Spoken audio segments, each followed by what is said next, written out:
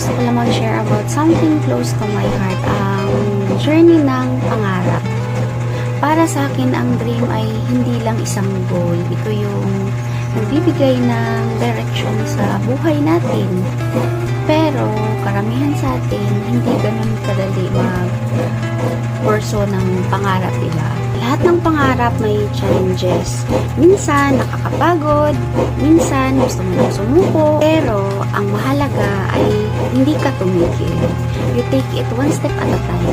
Kahit maliit na hakbang lang, basta tuloy-tuloy.